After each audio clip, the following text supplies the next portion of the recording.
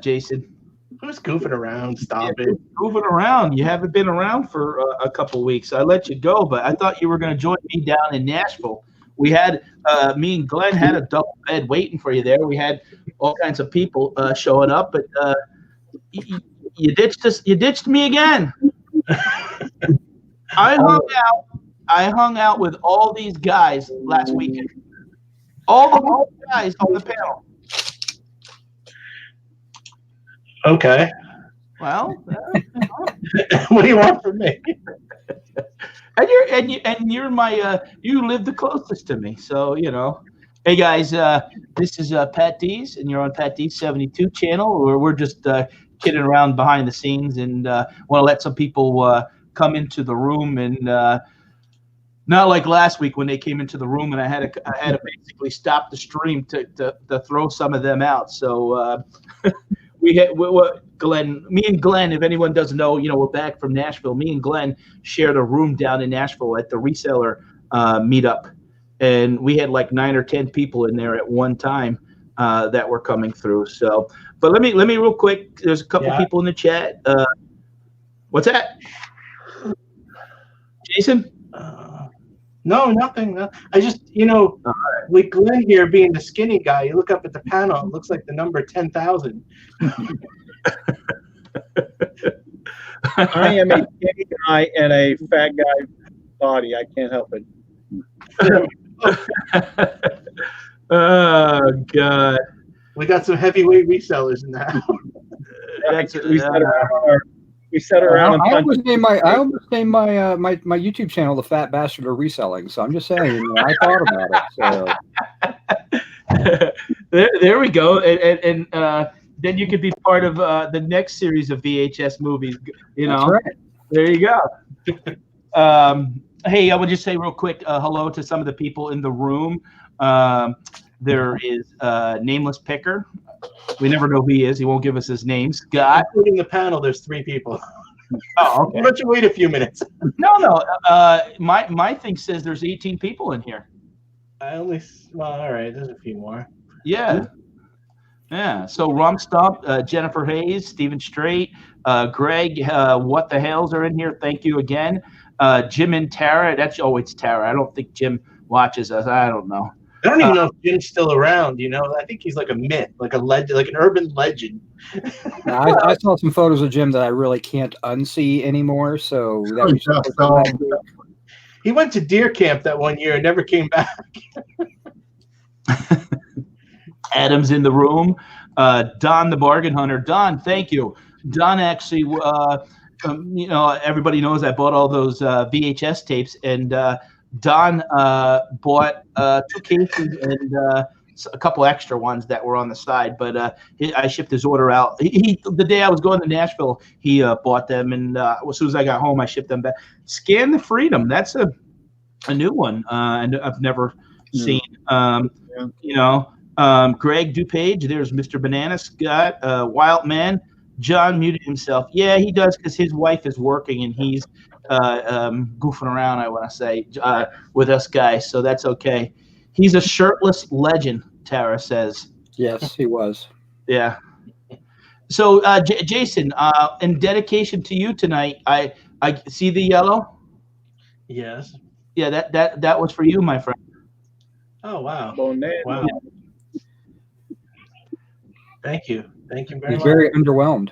I don't know what to say. Well, he's got to get back into the groove of things. He was off a couple of weeks, and how are you doing? I'm doing good. Yeah, this is about day 3 that I've been able to actually sit in a chair like this. Yeah. So are you back to the warehouse yet? No, not yet. No. So I've been going for about almost a month now. Yeah, and how is the wife doing? She's doing okay. She had knee surgery, and she's on the slow road to recovery. She's like non-weight bearing for like 6 more weeks. So now, can she go back to work or no? Not until I think end of November, if I remember right. Oh wow, like maybe. Yeah, depending on how she's doing. Yeah. Right. I could see the chat, and it looks like Adam is throwing a couple bananas in honor of you too. So, Well, thank you, Adam. Much appreciated. Yeah, Adam's always a good guy. Virtual bananas. So, like the title says, I'm back from Nashville. I want to basically talk a little bit today about our trip last week. Glenn, what did they say? There was around 45 of us that were there. I'd say 40. Like Yeah. On and off. Yeah, I mean there was a couple people that came in for Saturday, Right. and then some left, and then some people came in for Sunday and left. But there was a nice variety of people. Oh, okay. Yeah, Rocky, we'll answer that question. There were some people that left, and then some people that came in. Sir, new reseller here. Can I get some advice on a return request? Well, not sure exactly. What's the return for? Give us some, right. give Exactly. us, I just had a return today for $275, so I'm kind of the expert at the moment on how to swallow that pill. Yeah, but we had a $300 day at the store and like a $200 day on eBay, so whatever. Yeah, obviously returns. What I mean, everybody here sells on eBay. What do you guys? What's your average return rate for you guys? Mine's about 1%.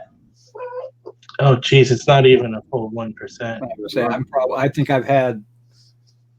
I might have had a return this year. I might. I don't really remember. Yeah.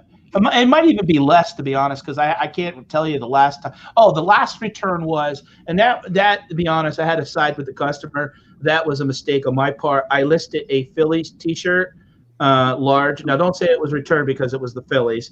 The person got it, and it must have been a kid's large. And since I don't wear a large, I didn't know. So I offered him basically half his money and told him to keep it. But no, he wanted to have the full refund. So I said, all right, send it back, and no big deal. It is what it is. It happens. But I think this year I'm actually less than 1%. But I know back in like May, June, out of 300 transactions, I only had 3 returns. And I think even in the last 150 transactions, so it's actually going down than 1%. But Rocky Sells, if you want to embellish more on that question, we'll gladly. There's enough experience here between all of us that one of us will be able to help you out.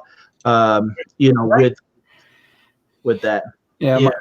My return rate is 0.16. I've had one return in the last 619 transactions. Wow.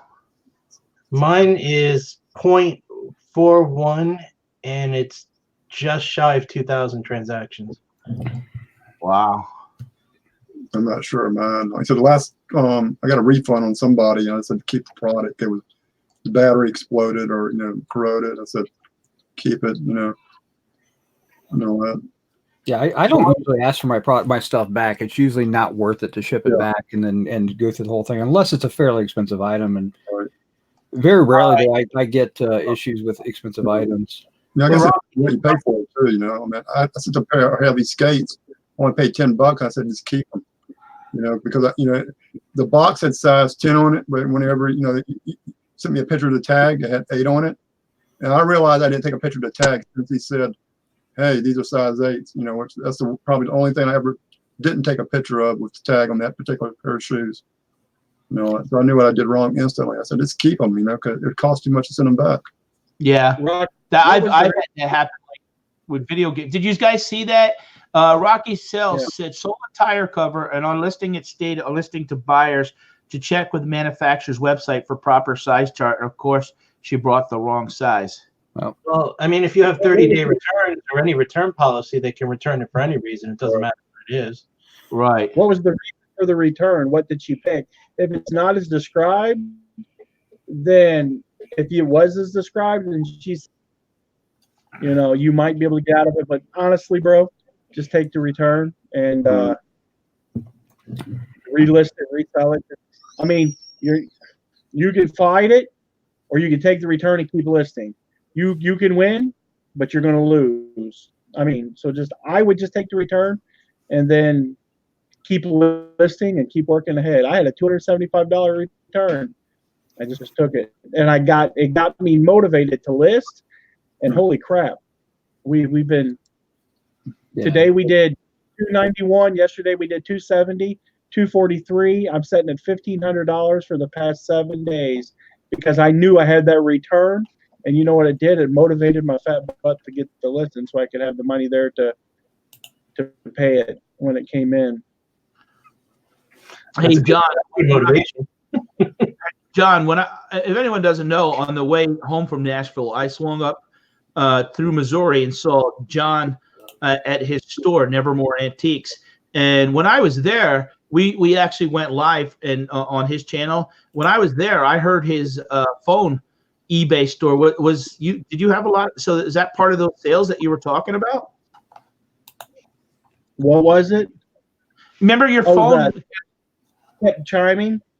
Yeah. That was my tablet up front. I don't know why it kept going off, but it's been going off like that today, and it's been legitimate. Like I said before we came on air, my wife already has like 17. We shipped everything this morning, and we already have like 17 items to ship. Oh, okay. This is a weekend. This is the weekend this is like the beginning of Q4. This is right here, right now. This is the weekend to have stuff listed because people are buying.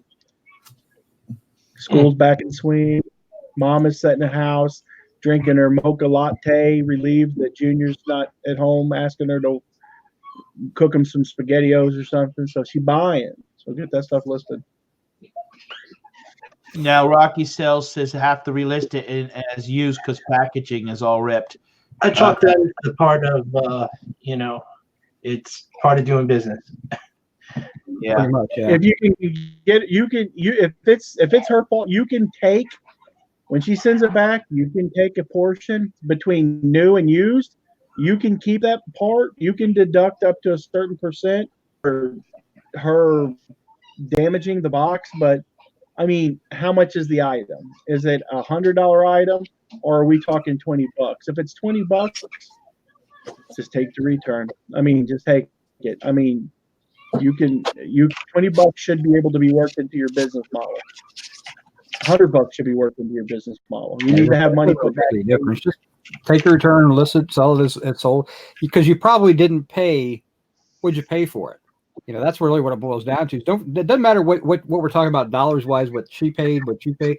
It's what you paid for it, and what it's still profit out of it in the long run. That's just what the hell there in here. Thank you. What is that, Glenn? That's part of the swag stuff. What I got from the Hales.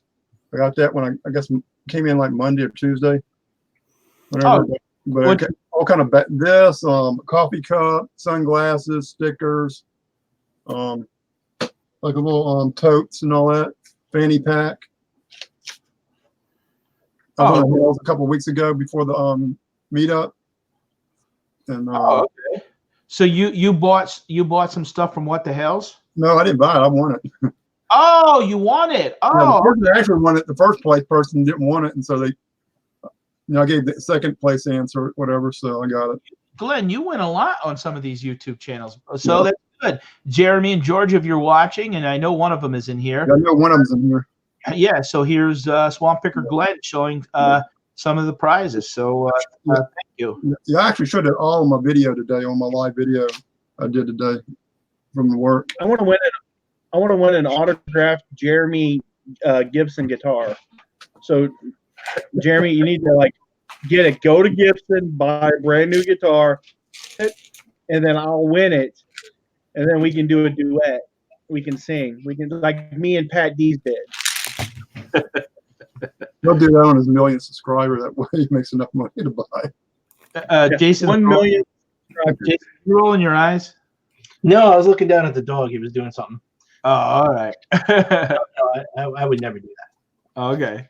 And there it is. Rocky's saying that paid $1. Paid $1. It looks like sold for $38. I mean, the worst case scenario. I know it seems like you're out of 30. You're only out of $1. I've had situations like that where I've sold video games I bought for $1, sold for 10, and I gave the guys money back. But who cares? I didn't care. Here, we'll focus on Glenn here. He wants to show some of it. I'm trying to show it to Hills. Yeah, there you go. Yep. 2019 eBay Open.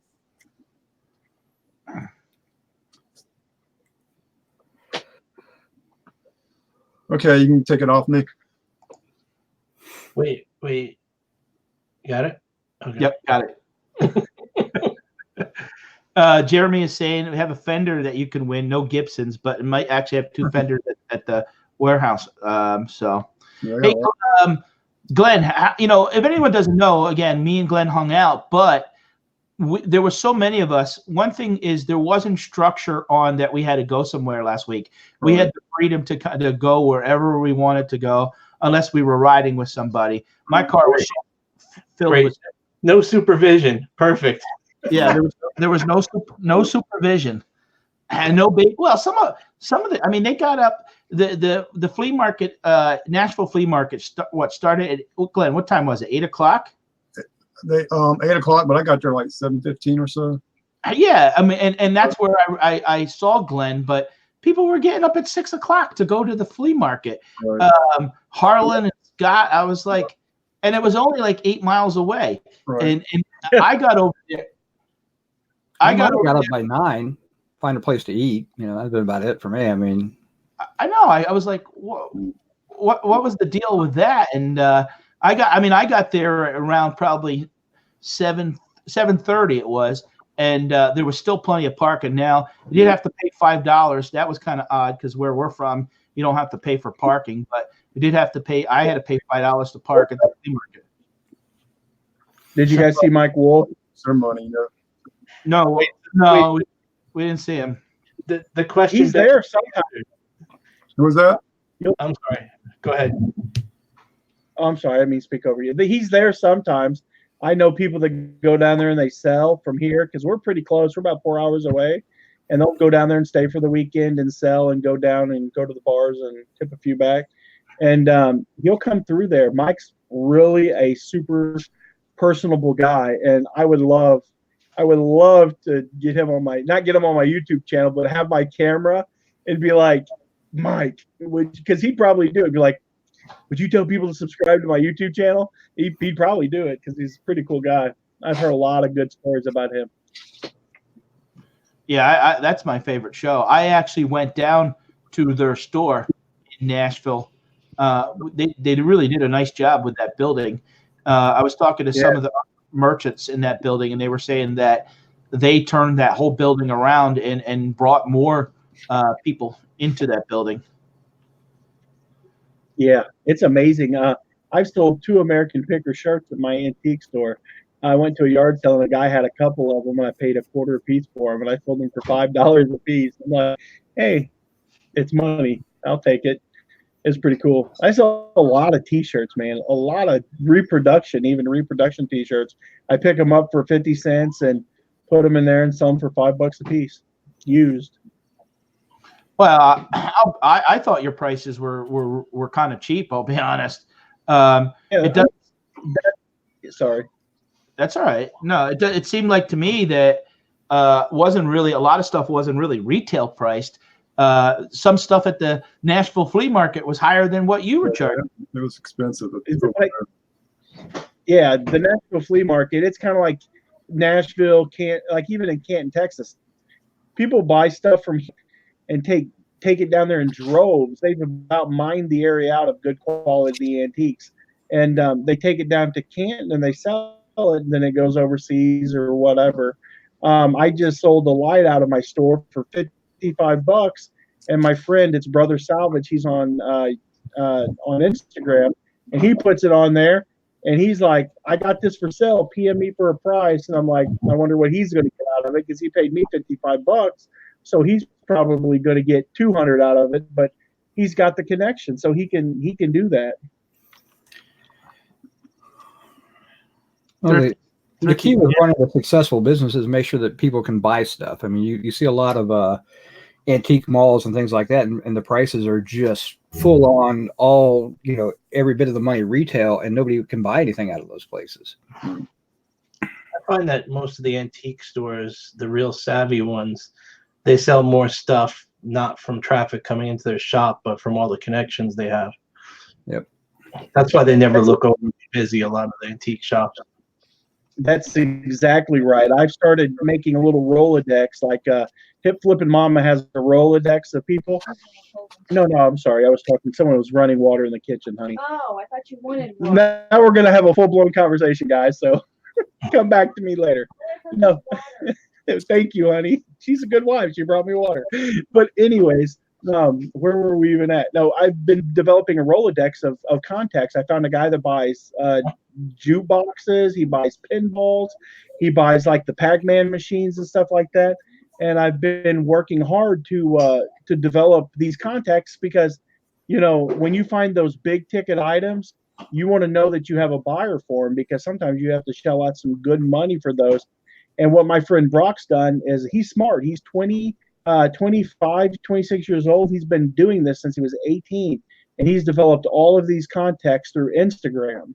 And people reach out to him through Instagram. And he just posts a picture on there. And he delivers this stuff all over the United States. He went out and bought a brand new Ford F-250 in a trailer. And he just somebody buys something from him.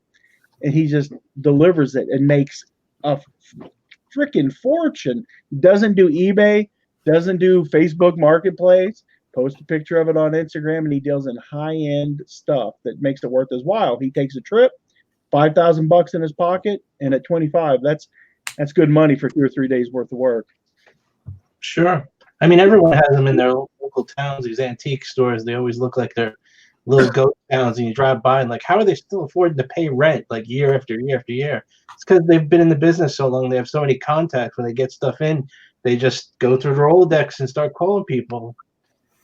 That, or they are selling it on eBay. You know, they don't. You know, they just got a brick and mortar building and selling on eBay, like you said, or like you said, your contacts. Some do, but most don't even want to be bothered with all that extra work. You know, it's a lot easier to just flip through a Rolodex and call. Reach out to all your contacts. The amount of stuff that walks through my front door is absolutely amazing. The opportunity. I've made a guy that's one of the biggest real estate agent, works for the biggest real estate agent in my county. He walks through the door and I buy stuff from him. I don't care what his price is, because he is a real estate agent. And let me tell you, he came into my store today and he says that he's got a lady. If anybody wants to partner up with this, she has a huge pole barn. She has a 2-car garage and another shop of just floor to ceiling full of boxes full of merchandise. And I'm like, I couldn't triage it all. I couldn't work every bit of that. It would take me 3 months to move all of it. But if anybody lives in Missouri and they want some stuff, get a hold of me through Instagram or Facebook. What happened to Pat? Oh, we got rid of the dead weight. Oh, wait. No, I just did that because then I'm focused on a little bit on the side chat, and you know, it makes you guys a little bit bigger. So you know, at times it's just playing around with. You don't need that help, Pat. I don't need to be any bigger. Glenn, how did you make out last week? I went to an estate sale. Adam was asking if we were going to have a show and tell what I bought in Nashville. No, because I actually did some video. Unfortunately, by putting the GoPro back in my pocket, I hit the mute button, and my footage at John's store is muted, and so is something else. But half my footage, so I'm gonna have to kind of see what I can do with it, narrate it. It's kind of tough to do anything with it when you lose that, because you can remember what you were talking about and stuff. Video today and all that, I guess, 30-minute video about everything I found at the bins, garage sales going for Scott, the flea market. I only found one thing at the flea market was a pair of shoes, and you saw those late in it. Yeah, those white shoes. Yeah, and all that. Then floor mats for like a Ford pickup truck, mud guards for a Ford, and all that pretty much was new looking. It's like the Ford stuff was still sealed in a bag, and the floor mats looked like they'd never been used. The flea market there was kind of I mean, it was big, but it was interesting because it was all in different. It must have been like an old farm show. It was stages and things like that, where people years ago must have brought cattle and stuff like that, right.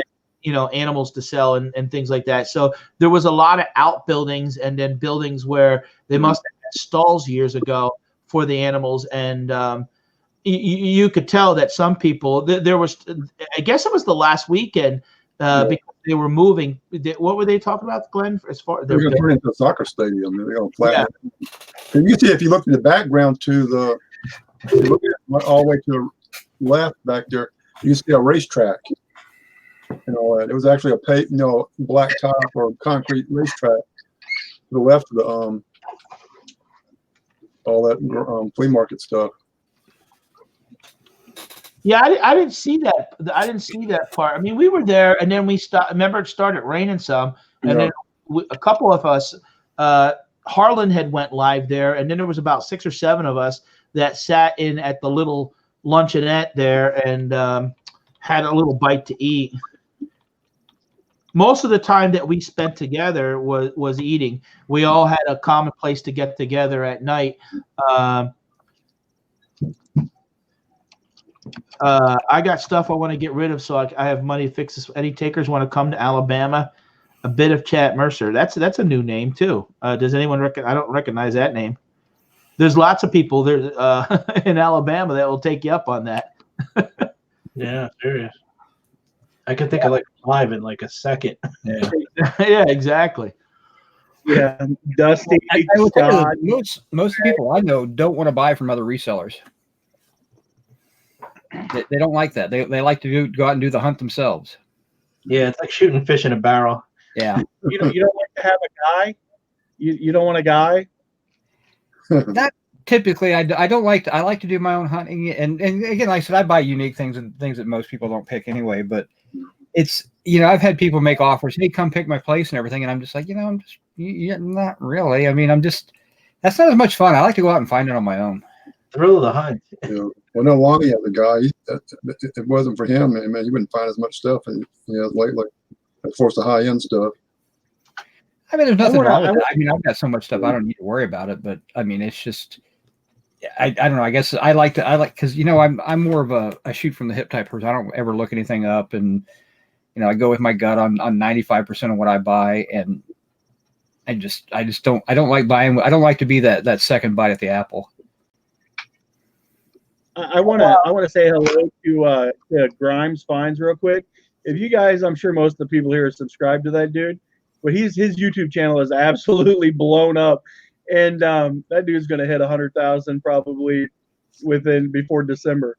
Because if you don't watch his stuff, it's absolutely unique.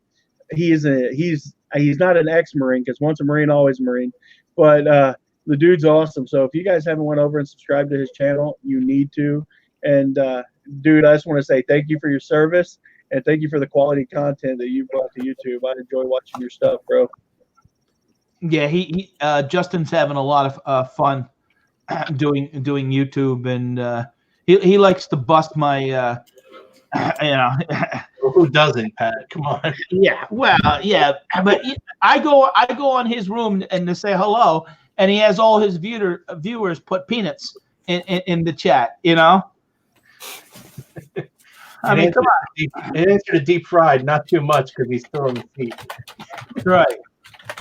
Yeah, I'm hoping by the end of the year to get my channel's been. I'm about 1350, so I'm actually hoping to get to. I'd like to get to 3,000. That's the number I want to get to by the end of the year. I have videos coming out next week every day. People were asking about. I mean, obviously, when you're doing YouTube content, yeah, I could come and show 30 things from 2 sales, but I'm saving it for videos. The problem is editing. Now, I went to a storage unit auction today. There was supposed to be 7 units. There were 6 when we got there, and there was 2 new people there that had never bought units before, and they were watching Storage Wars, and they went and bought units today just because they were watching the TV show and stuff. The only problem there was the auctioneer was holding a ground on the price. He would not. He closed up one and said, "Nope, I'm not going to sell it for $50." And basically we came back to a unit, and he had his employee buy the unit, so he kind of stepped in and said, that was going to be the price. Now, when I was out with Jeremy and George last week, if I would have had the transportation, I could have picked up probably a single car garage. Yeah, I think it was $10 or $20. It was no more than $20. Where like today, a size unit like that went for $900.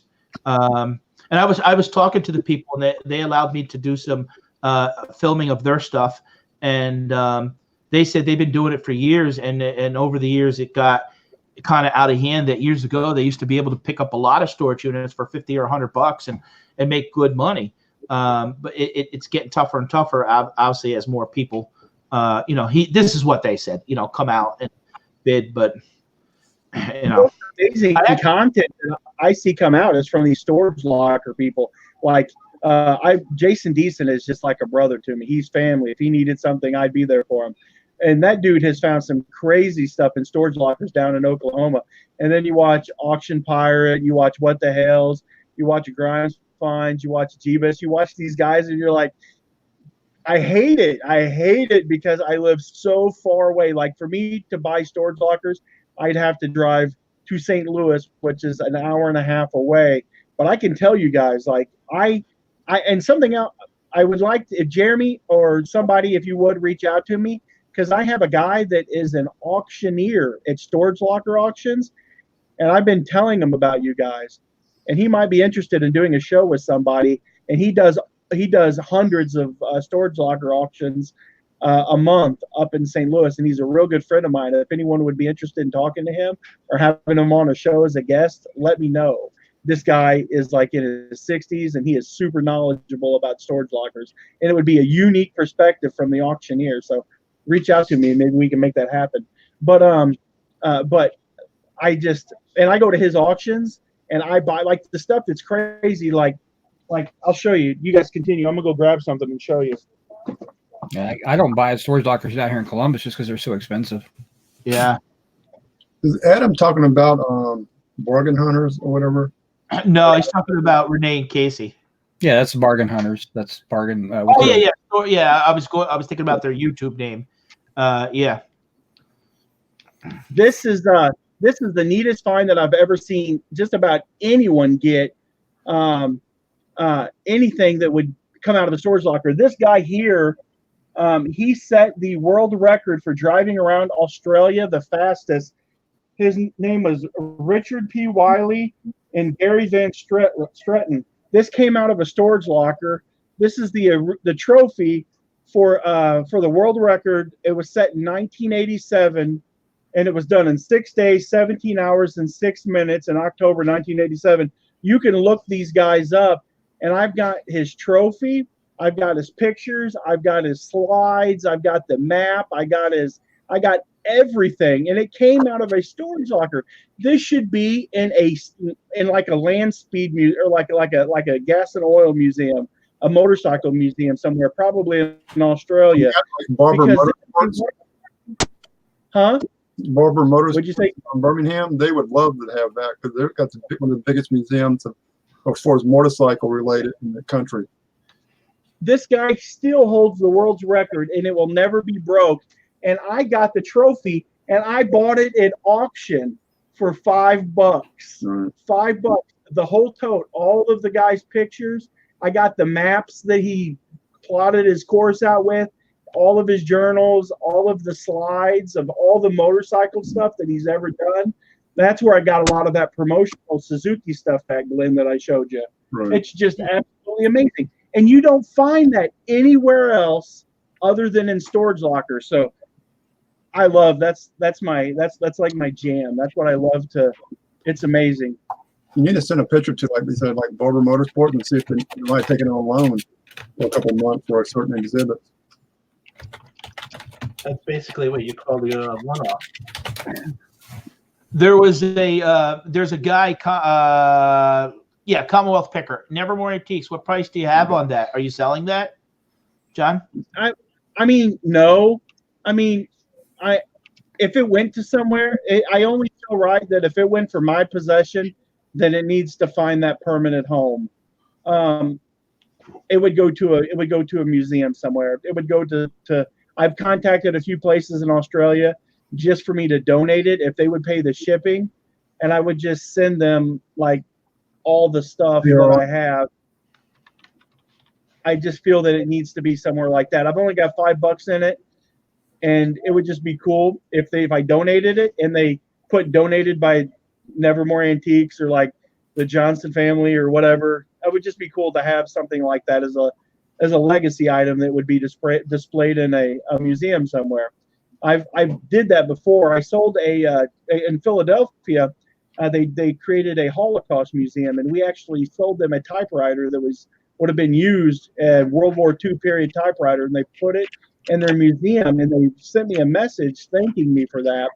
And when I realized what it was, I just refunded them their money and told them to keep it. I was like, I can't take money for that. That's something that's more important than me. I'm waiting for Jason to buy his next storage unit. No. Keep waiting.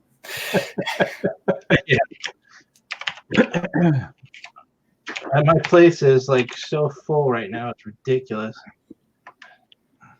Yeah, we still can't park in the garage. We had it to the point where we could park one car in there, but I started when I brought in 12,000 movies. It kind of overtook about 10% of the garage. That enough space. How many movies do you have? You got 100 of like certain ones or 1,000?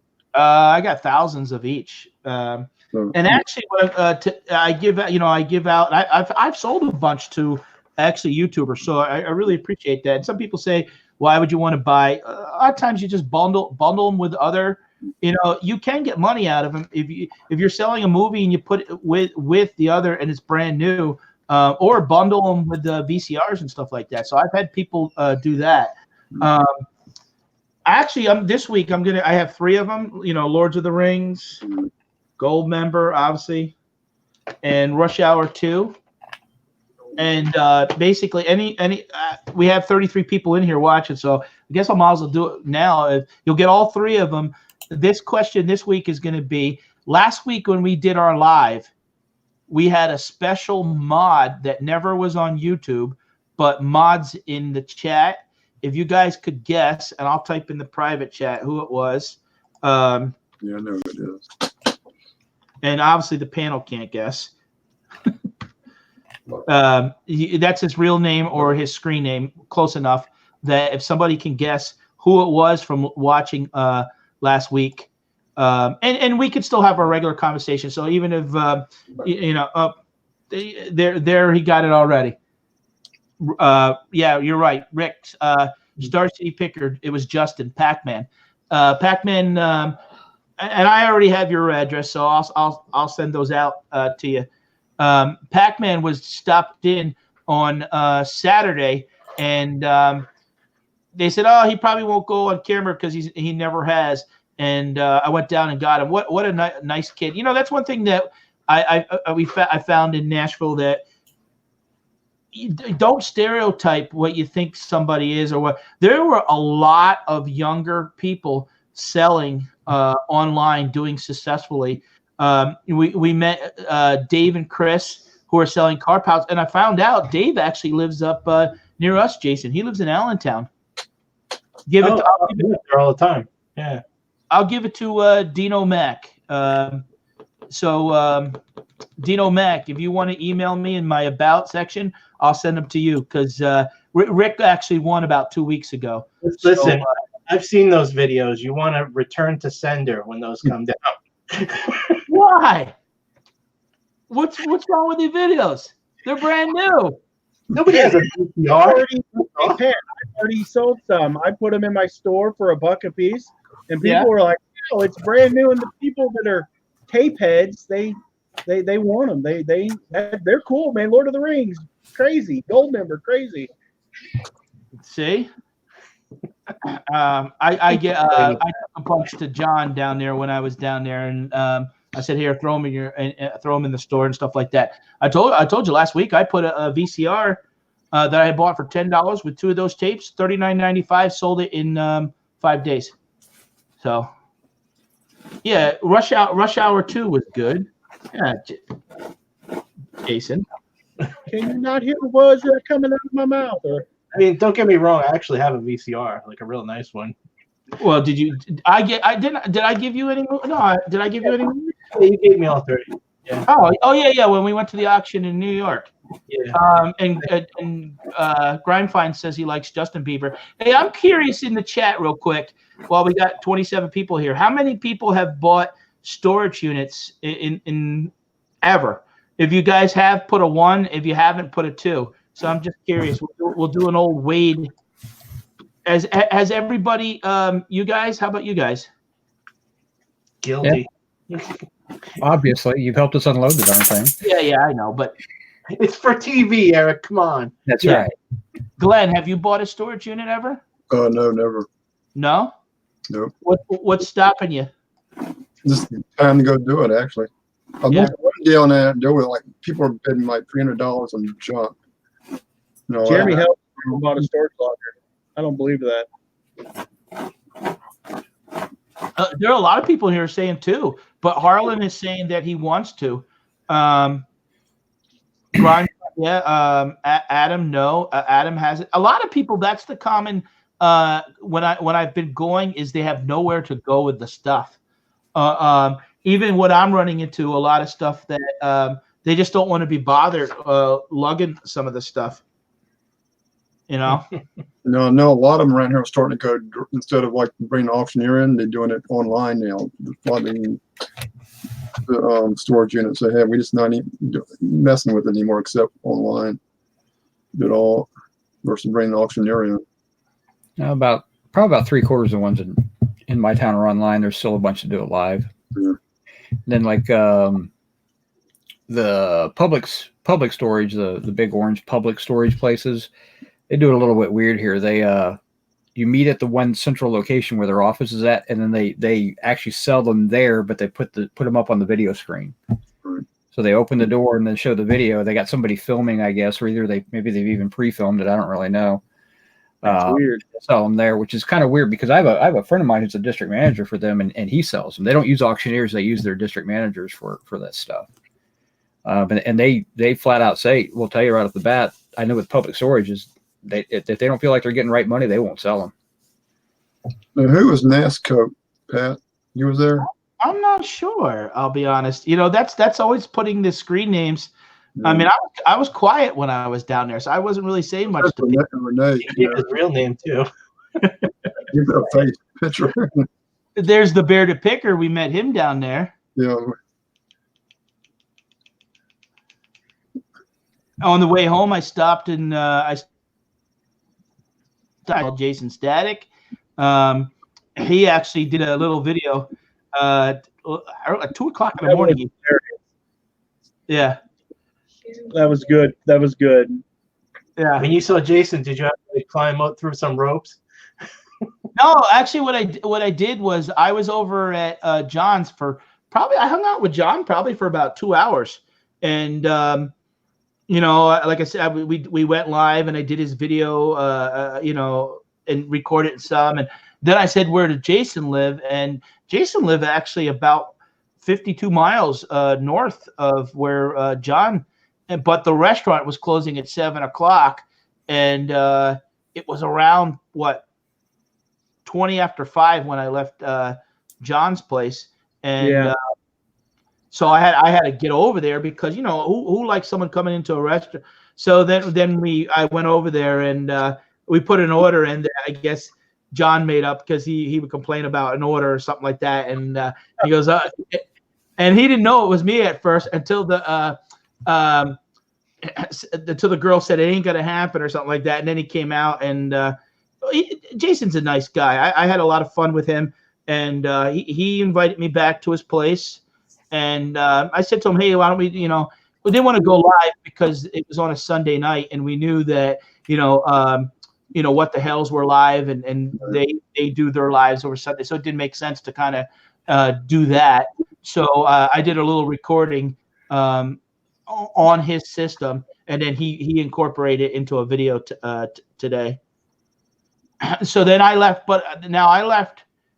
I still drove another 4 hours into Illinois that night and then got to a place around 1 o'clock in the morning and stayed in Illinois. And then when I got up the next day, I drove close about 7 hours, and I met up with Eric in where he lives in Columbus, and hung out with Eric probably for about an hour.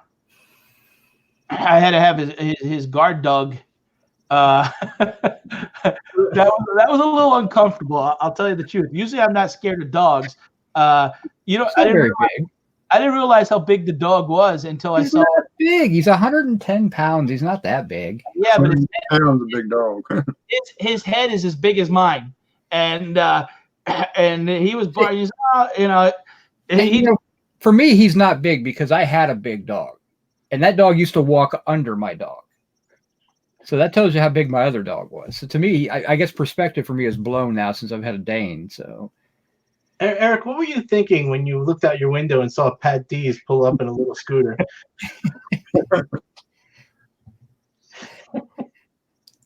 See, Pat got to experience the room that nobody else gets to see. Yeah, I don't even want to go there. All I'm thinking right now is if you ever saw the movie Foul Play back in around 1979, the Dudley Moore room, that's what was going through my mind.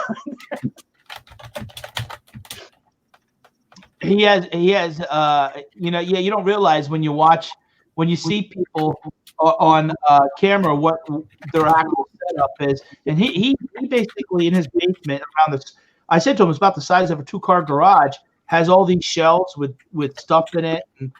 And like I said, though, it took me about 10 minutes to warm up because he said, come in, and the dog was barking at me, and he says, oh, he just wants to sniff. And I sat there. The dog, Eric's sitting here, I'm sitting here. The dog sat right in between us, looking and staring at me the whole time. And I was afraid to move my hand that it was going to get taken off. So I waited for about 10, and then finally, He likes you. Yeah, he sat down, and then and then that was it. And then because he kind of was watching me, I would get messages on my cell phone and stuff, and then it was fine. And then we hung out, and I got to see, and then we even went out to his garage where he does his auctions and stuff like that. Yeah, got one running right now. Pat, get a Shriners parade car, viral for sure. Yeah, I mean those little red. The Shriners are actually amazing. I am very supportive of them in Boston because when my son was 3, he was hurt and he got burnt on his left arm, and he spent a month up there at the Shriners Hospital. So we actually volunteer for the Masonic Lodge in our area when they do carnivals and stuff like that. We usually cook and help them out just to kind of give back to the Shriners Hospital and stuff like that. So yeah, they're amazing. Actually, Monday I'm going to go to a Labor Day parade that I haven't been there probably in about 15 years. And they usually have the Shriners car out and all the fire trucks and stuff like that. It just so happens that now, with not owning the restaurant, and I think my wife's going to be able to get off from her job, and we're going to go down there and, see a Labor Day parade. I don't know. Do you guys have Labor Day parades in your area? I don't think so. I You were wouldn't doing know. fireworks earlier. What's that, Jason? You're doing fireworks earlier. I know that. Yeah. If you count all the rednecks getting in their 4x4 pickup trucks and drinking Yes. piss beer, driving around town, being a parade. Now anymore, it isn't trucks anymore. It's those UTVs.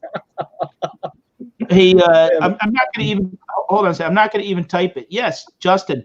Grind Findz, Patdees. Would it be okay to share the link to Pirates Auction? Of course. I'm all about helping out each other. You guys have been helping me, supporting me. Yes, for sure. Help Mike out. Not a problem. If you're a wrench in the room, you're more than welcome to anything that's linked to your website or the promote. That's what we're here for. You guys are helping me. Everybody, I'll be honest. Eric asked. He says, "Hey, if you're coming through, why don't you stop?" So I wasn't going to bug him to stop because I was like, "Well, Pat, I just saw you 2 weeks prior to that." So, but he said, "Stop on by." So I was like, "Okay, I'll stop on by." And because sometimes people are funny about coming to their house. Jason lives close to me, and he hasn't invited me over yet. So, you know, No one gets in my house with the vicious. Guys are killers. you got that. You had that. Gotta get a background check. You might lose an ankle. You know, that's all he's trying to say. So Yep. I don't even know the family in here. What are you kidding? No, yeah. Again, I haven't seen it but yeah, Justin, post that link. Not a problem. That sale that they're doing, that $7,000 unit. I think it was, if I remember correctly, $7,000 unit with all the stuff. He went live today. I you know, it's funny because you're talking about bring him a bunch of bananas. John, you were talking about Mike. Danielle is actually going to be in our area. Well, she's going to be in Foxwoods in Connecticut. Oh, there's the killer dog right there. next weekend, 2 to 4. Yeah. I love Danielle. I have a picture that she did. She's very patriotic. She loves our troops, and I love our troops, and I wholeheartedly support our troops. I have American flags all over my antique shop. I fly an American flag out front. I could be a recruiting station, but I have a beautiful picture of her that she put out several years ago that was autographed. You could buy it. It was a limited edition. And she has, like, she's draped in an American flag, and she's got like her tattoos all showing, and she signed it. And I don't know. I love it. I don't know where it's at. I think it might be down at my other house, but in my other antique store, I actually had it hanging up on the wall, which if I can find it, I'm going to put it on the wall in my new shop.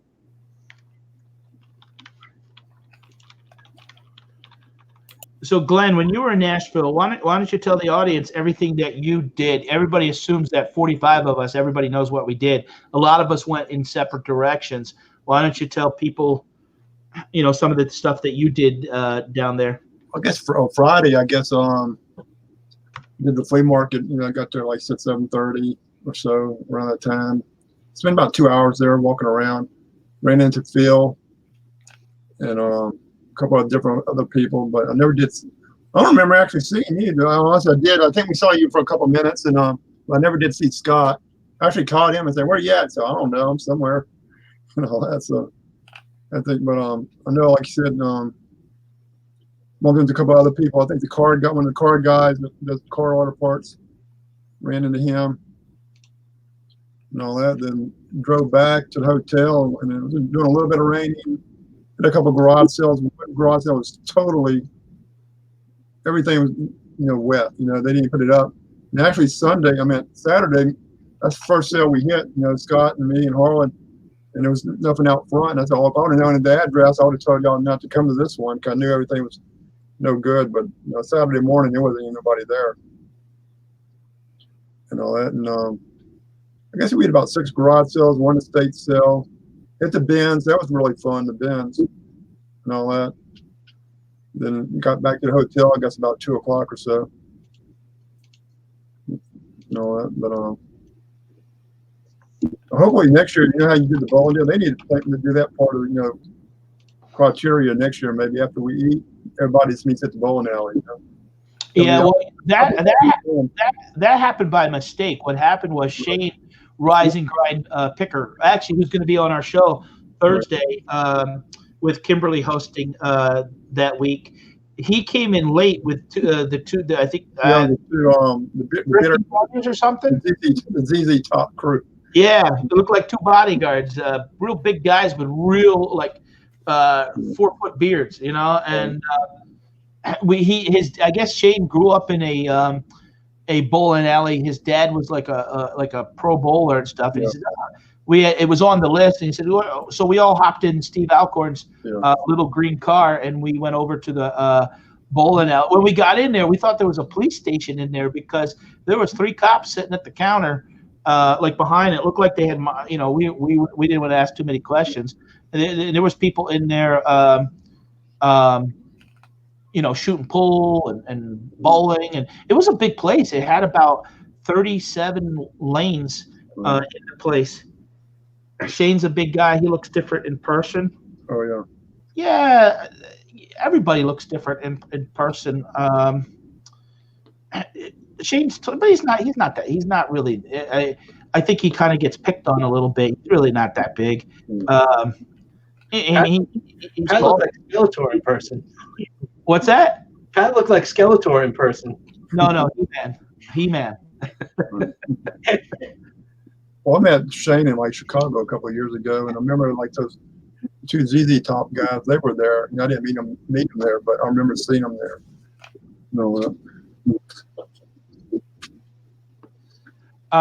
Everybody, I will say the experience that everybody was very nice. It was nice. There was even two families that brought their kids that sell online. Yeah, the kids sell on that like $100 a week themselves. Yeah, the kids were great. I pretty much almost talked to everybody there.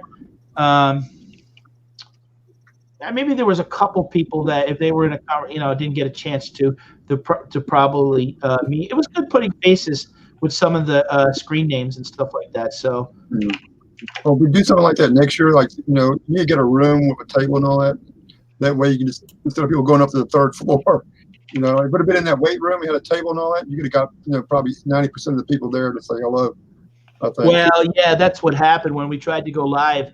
I didn't bring a computer because I relied on Scott, and then the first computer we had turned it on, and we all of a sudden it froze up, and we couldn't get it to work. And then the whole group was down they were watching the football game. Then they were in at the little luncheonette part, and I tried to do it in an off area, and it was just too loud. And so he had to go up into his room and get another computer to do the show. And then we did it upstairs. And but it was fun. We had some people that never went on YouTube before, like Florida Picker. Yeah, Florida Picker, his buddy, come in. He was kind of to the side and say hello, and come on. He said, started talking. I think we kept that. That was the latest night that we kept you up, Glenn. Right. That's the first time I stayed for full show. Yeah, Glenn goes to bed earlier than I do, and also gets up earlier. Right. That was a little bit of adjustment for me. The first night I was up at 5:30. Wasn't an issue, but by we ended the show around 1:00. Well, and that's what was confusing too, because midnight, Central Time. Well, right. It was the first time ever for me that I ever had to drive through a time zone and lose an hour. So that was kind of confusing. It would have been hilarious if it had taken over the comps in the business center. Yeah, part of the problem was there was only one router in the whole building, and if I go live next year from there, I will learn a lesson to maybe bring up a backup or something. That was the problem when I went down to Nashville from the American Picker store and went live. Some people said, and I couldn't see it, but what it was the compensation for the weak internet, that some of it got grainy, and then later on as the internet was better, it picked up. But I had a good time when I was down there. How are you guys overall doing? John, you said you're busy for eBay this week. How are you guys doing? Well, my store is on vacation because I'm, just got so much going on. Very steady. Yeah. Couple hundred today. Just that's really about the 5th or 6th of August. Yeah. Glenn, how about you? How's eBay treating you this week? I've been kind of slow. I sold today. I sold something on Poshmark. Like a pair of shoes. Took off on it. Yeah. But it's been kind of slow. I've been trying to catch up at work on everything. I had better sales. Yeah, I had better sales last week when I was out of town. It's a little quiet this week, but I'm just chalking it up back to school and Labor Day weekend. So I'm trying to get more things. Before I had left, I probably listed about 60 new items, that VCR being one of them, and had sold a bunch of them. It says, Adam, really deep fried deals, can you use that with your hotel Wi-Fi? I'm not sure how that works. Yeah, I've got one of those. They're kind of older tech because they need a wired a wired connection, but what it does is basically takes a wired connection and turns it into a mini hotspot. But you got to have a wired connection. So Yeah. if you don't have a wired connection, which a lot of hotels are remodeling and they're not putting we in, so you can't do anything about it. If you get an older hotel that has a wired connection, then you can use it. Then it basically turns it into, you create a password and you have a hotspot there that you can run wireless now. Yeah. Yeah, we didn't have that. We didn't have a wire because we looked. We couldn't even figure out some of the damn lights went on in the room and stuff. So what button to press? all right, yeah. Did it have one of those things that you put quarters in the bed? No, no. It did have a weird door. It's like it's like they built the bathroom in the wall. Yeah, a pocket door on a bathroom. It was a slide, like a slider door there. The pocket door. Yeah. You know, it'd be funny, like if you're sharing a hotel room with someone, and you get into the room and they don't have like a door bathroom. It's just like open access. Well, that's like the hotel, the bride's suite where you got the glassed-in shower where you can kind of see the shadows. And I've seen that. A couple of friends of ours went on a cruise ship, and it was like that. I stayed. Luckily I was by myself, but I stayed in a hotel in Delaware, like that. And you go to the master bedroom, and there's the bathroom, and it's just a glassed-in shower. I'm like, well, I'm glad I'm not sharing a room. So serious. What's worse is that his and her toilet they used to have. Remember that? Adam's expert says he pays $10 for a hotspot. I have a hotspot on my phone, and I don't know what it cost me a month, but it's my backup in case my internet goes down and I need to print labels. And I have used it. It does come in handy. So yeah, Jessica has that. I used it once, but it was so darn slow. It is. It's good enough to print labels. You can't really do anything else with it, but that's why I do it. So it's worth having just in case. And then if I'm in a hotel somewhere and I want to get on and do something, I usually use that because it's secure. Is Static got a connection with Stream or whatever StreamYard? Because poor Pat's been getting booted left and right. No, I think he takes himself out of the game. He's putting on more makeup right now. Oh, okay. Here we go. I gotta admit, Pat, you're wearing a nice shirt tonight. I like that one. I always do. No, you don't always do. Me and Pat shared a moment when you left my store. No, I gave him a we didn't say no moment. You took advantage of me. The paperwork. The paperwork is on its way. Don't worry. Me too, Patdees. Me too. I got it on film. You said I could kiss you on the cheek, and we did on the live stream. You said right there. So that's because we were goofing around, and I had my glasses on for Jeremy, and you said that you were the cute one like George, and Jeremy's always begging for a kiss from George, and just like on the lives, you wouldn't do it. But then when he says goodbye to me, and I gave him a hug, he snuck in with his burly, briskly. And John's a nice guy, but he needs to shave sometimes. And he kissed me on the cheek. So don't ever do that to me. I'm telling you right now. Yeah. Don't ever, Jason. You've been around me enough. I haven't kissed you on the cheek. No, and don't ever try it. Yeah. Hey, Hickory Springs. She's saying it's all men. Yeah, this week Anita couldn't come. She had a family issue. So, and then Kimmy will be back next week. So, and Jason's back from his hiatus, and that's why we did the yellow in dedication to Banana Finds. Well, I actually think that both are butts. I mean, we've both been having back issues from it. I think so. Yeah. What color is it normally? If it's not yellow. No, you can change it to whatever color you want. Yeah. Okay. What color was it last time? Yellow. Like green? Here, watch. You can do. Okay. See? Behind this, you could do. I can make it multicolor. That's some high-tech stuff right there. Yeah. See. Could you make it clear so all you see is the name? No, I think you go like this, black. Like that. There's some neat things like we have some time. We're kind of light on subject this week. So, I mean, here's an overlay that you can do. I had Casey the Rockstar Flipper on the show Thursday. So what happened was I made this little clip that you could show. So what the hell, we'll show it. If you guys want to watch the Thursday Night Live episode I did, this was part of the package that I did. So I'll show you a little feature that you could do if you're a paid member.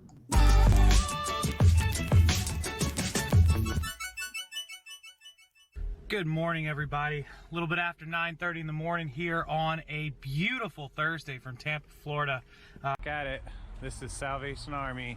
If you're ever in Tampa, Jackson's Harbor Island, Jackson's Bistro Harbor Island, amazing food. Amazing. Why don't we just drop the link to that salad down below? Yeah, we'll drop the link. We'll give you an affiliate link to the salad.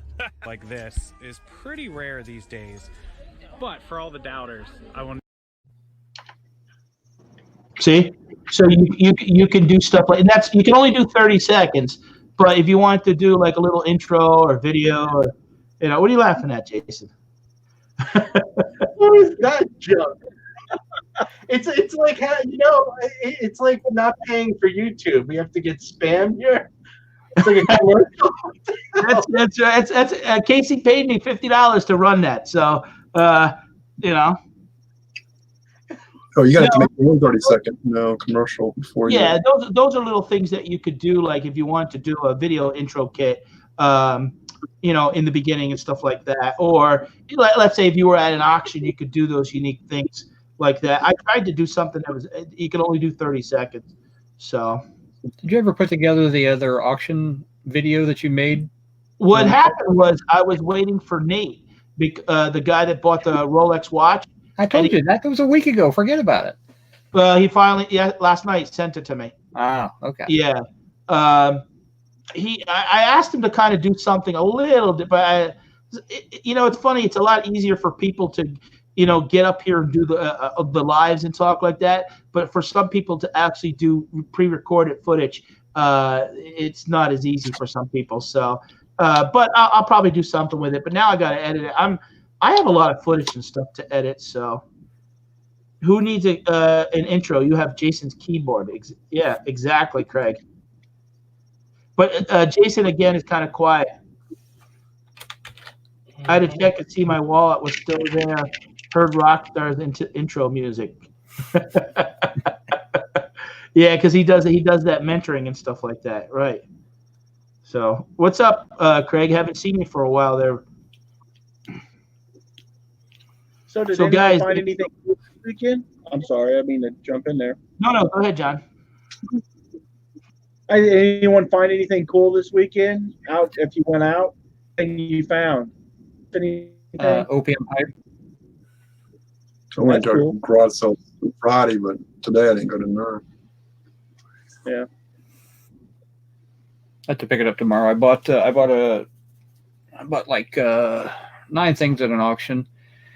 No, not I bought an opium pipe. I got 2 of the 1964 I Dream of Jeannie beam bottles.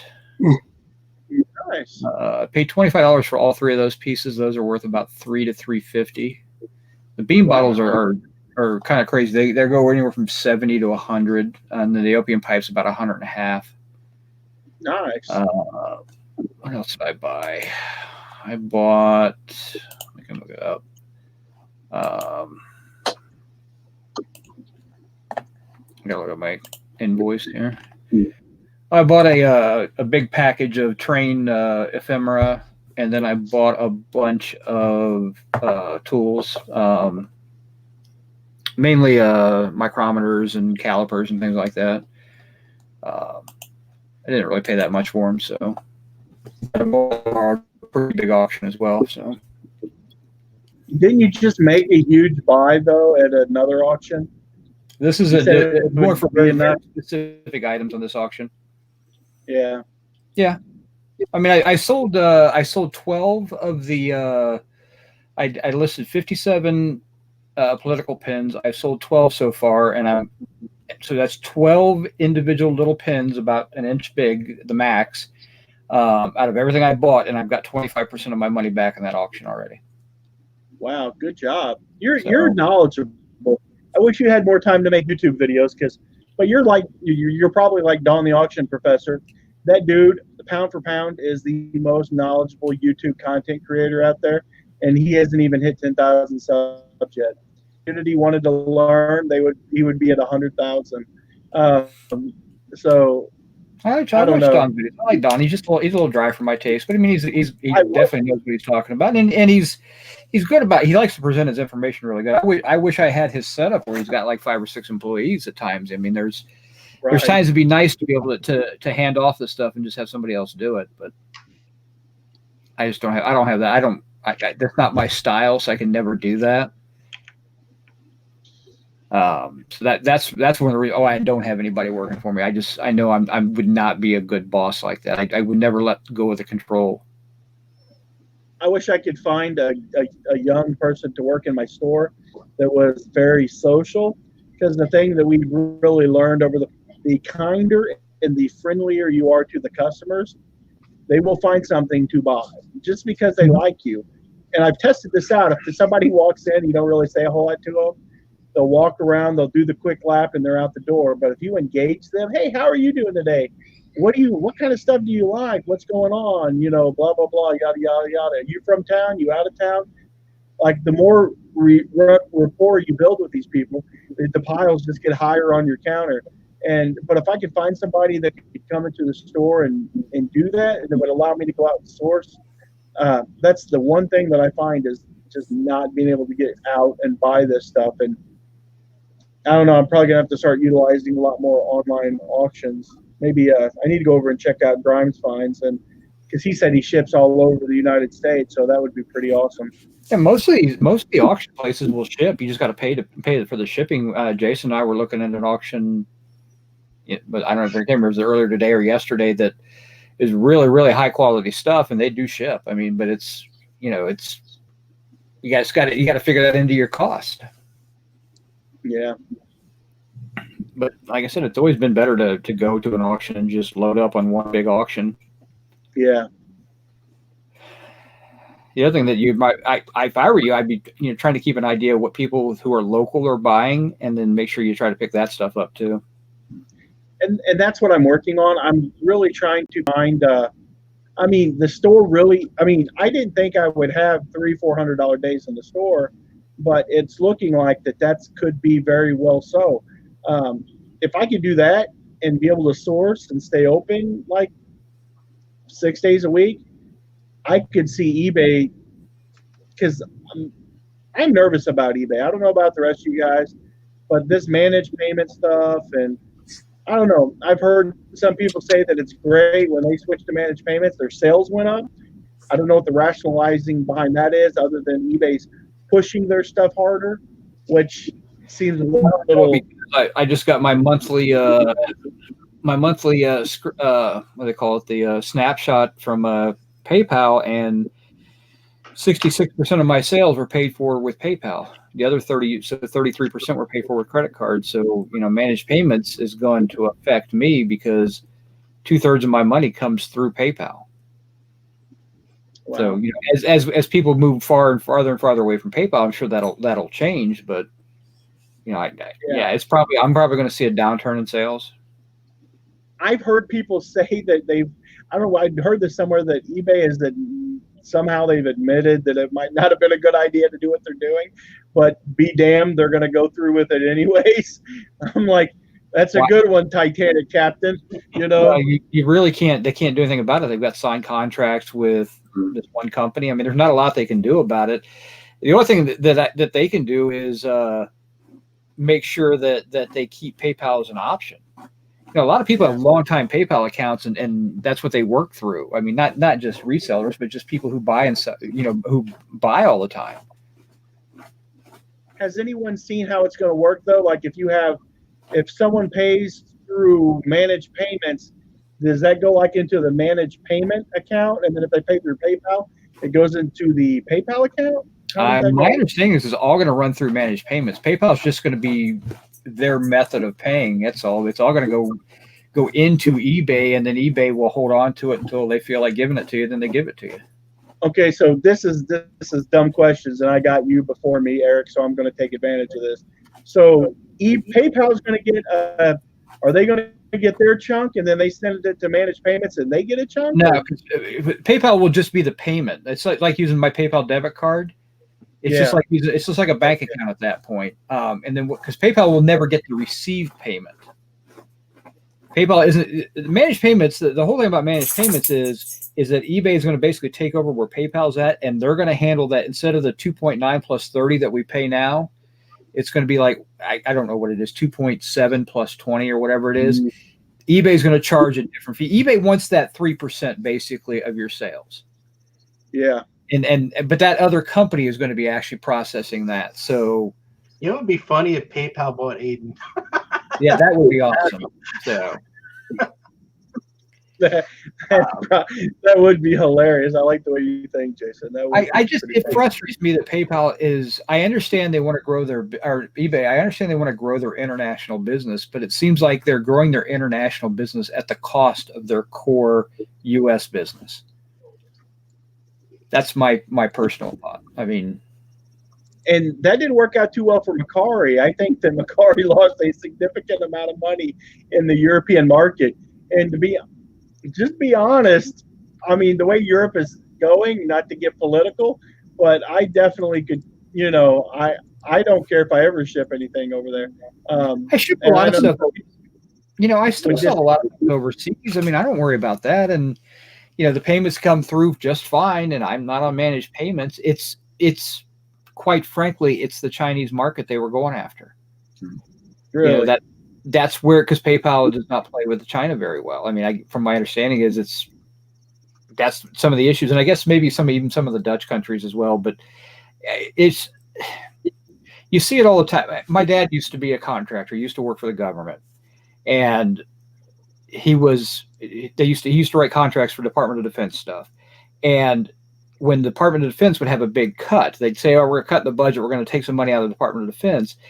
All his buddies would be like, "We got to go to NASA. We got to go to NASA and get that government money. Write our contracts for NASA." And my dad's like, "Wait a minute, NASA's getting, $400 million a year. Let's say, put out a number, but the Department of Defense is getting trillions, and you want to go after that small little piece of pie because you think that just because a 10% cut is coming, there's more money over NASA. You got to keep going after the biggest piece of the pie." So I could be wrong. eBay may be doing 75% of their business overseas. They don't tell us, but it just seems to me that eBay is primarily an American market. Oh, guys, I'm going to take off. I got a race in New Orleans in the morning I got to go to. So, all right, thanks, Pat, and thanks, Hales, for all that eBay stuff I got in last week. Thank you. Hey Glenn, thanks again. I'll talk to you again, buddy. Appreciate it. Yeah, man. It's nice hanging out with you last weekend. Okay, man. See you, buddy. Thanks, man. Bye. Thank you. What the hell they're saying? 70% of the market is overseas. So is eBay 70% of their business coming from overseas? I mean, I don't know. Again, like I said, they don't share a lot of this information with us. So it may be 30% of the overall world market, but what is the eBay market like? What's your percentage of sales overseas? And maybe 3%, maybe 5% max. For me, I mean, I know there's an option to look that up, but off the top of my head, I would probably say somewhere in the lines of 10%, maybe 12%. I hardly. I'll dig into it. I'll look and see if I can find it. I mean, I'm sure it's public. I mean, there is a setting. I've stumbled on it that you can see what your international sales are. Well, I know what my international sales are. I'm just more curious what eBay's international business is. And if their international business is greater than the American market, then great. Then maybe this thing makes sense. I don't know. I mean, you wonder why they couldn't have figured this thing out. I don't know. I mean, eBay did lose some countries like Japan. I still sell to Japan. No, I meant their presence there. Oh. There's no like eBay Japan. No, they're on Kijiri, I think is the Kijiri or whatever it is. Yahoo Auctions and one other, I think. Yeah, that's it. Well, I sell worldwide, but that doesn't mean that I'm losing 70% of. I mean, say I'm 70% of sales I could have. I ship worldwide. I mean, I don't know. I mean, I just wonder what the grand total of eBay's business when you break down eBay Corp, where is their business coming from? You know, where's the traffic coming from? Where's the sales coming from? Where are the dollars coming from? And then break it down by that. And yes, there's probably untapped markets in Europe and Middle East and Asia and all that. I'm sure there is, but was it enough to completely upset your U.S. market to go do that? That's what I'm just curious about. Especially when you're losing ground to places like Macari. I mean, Macari did 100 leads. I was talking to a friend of mine, and he sells primarily clothing lots because he runs a thrift store, and people donate clothes to him. And he did over 2,000 last month selling clothing lots on Macari. And it's just, I don't know her to, I mean, I think that they're the reason why Macari is growing, honestly, is because of some of the business decisions that eBay's made. They don't understand that they're the backbone of their business. I mean, you can have all the customers you want, but if you have nobody offering product on your site, what are you going to do? Yeah, I don't know. I'm curious. Like I said, I've been on eBay Europe, eBay English, English UK, eBay UK. I've been on their site before and looked at that, and eBay Germany. I mean, there are fairly healthy, eBay sites in Europe that I'm sure sell primarily to their own country, and maybe this change was good for them because a lot of these places don't use things like PayPal; they just use credit cards. And my understanding was the main reason was PayPal was not playing nice with some countries' credit systems. But I'm not saying it's a bad move. I'm just saying, you kind of really went after your core business sellers, and you're forcing them to do something that, it's like all the changes they make when they force you to change your business model because of some system or process they want to change. It starts to bite you in the butt a little bit. You get that's why you get these other sites. Now, I'm not going to jump over to Macari or Poshmark. Those are not my forte. Poshmark's primarily clothing. Macari is whatever it is. It's just not more the energy I'm not going to spend there. I'm going to spend it on eBay. I think they'll level out after a while, though. You know what it's kind of like? It's kind of like when you're in like a retail strip mall and the owner of the mall decides, hey, wait, we're going to renovate the entire front facade of the buildings, and we're going to be on construction. And we're going to be doing some street construction as well. But you guys can still be open for business, but all your signs and everything are gone. And people have a hard time getting access to the parking lot. It could be like that. But once all that's done, after a certain amount of time, everything's back to business running as smooth as usual. But that doesn't really help the fact that you got to take that downturn. You got to plan for those downturn months when you're not getting the normal business. Right. And as business people, we have to understand those slow times come around. Yeah, you got to be a strong business and anticipate that. I mean, that's part of being a business.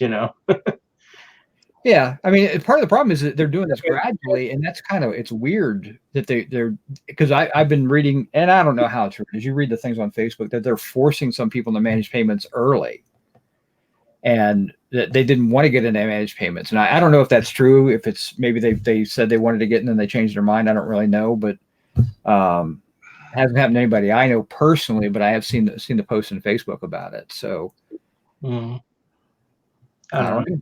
Don't worry, everything will be okay. I'm not worried about it. It's just you just roll with the changes. It just is what it is. I was talking to John, but okay. Yeah, it's annoying. What's annoying is when you're used to doing a business a certain way, like somebody pays, you ship the item, you got instant access to the money. Now you got to wait 2 or 3 or 4 days for it.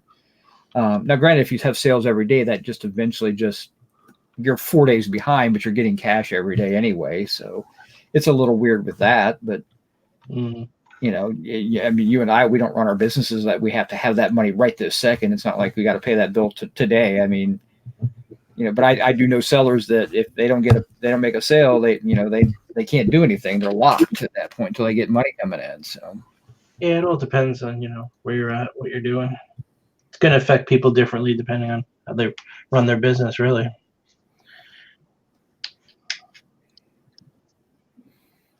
Now, they're talking about the weather in Florida, the hurricane.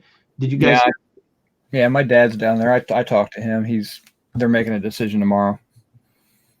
He lives on an island, so he's got to make a decision because they'll close the island on him. So, is it supposed to still hit Florida, or is it now swinging up more towards North Carolina? That's what he's waiting on to figure out where it's going to end up at. Because if it comes up and hits the northern part of Florida, he's right. He can go to the end of his island and see Georgia, so that's where he's on Amelia Island. So, he's got to know he's in a category. If it's a Cat 3 when it hits the island, he's in a mandatory evacuation zone. But he can't leave the island if the wind's over 40 miles an hour because they shut the bridges down. So, so they got to make a decision tomorrow because it's supposed to hit in that area somewhere around Monday or Tuesday. So they got to make a decision to bail. Yeah, Donatella said it's not going to hit them in Palm Beach. And Chris the Goose is saying he sold no products to Florida this week. I'm curious on you guys. Do you find that there's certain states that are better than others for you? California used to be my #1 state. How about you? California, Texas. Yeah. Actually, Alabama and Georgia are pretty strong too for me. Yeah. Now that they've changed the tax rules, California has fallen off a little bit. Yeah. Hey, Jeremy, thanks for helping some of the people in the chat.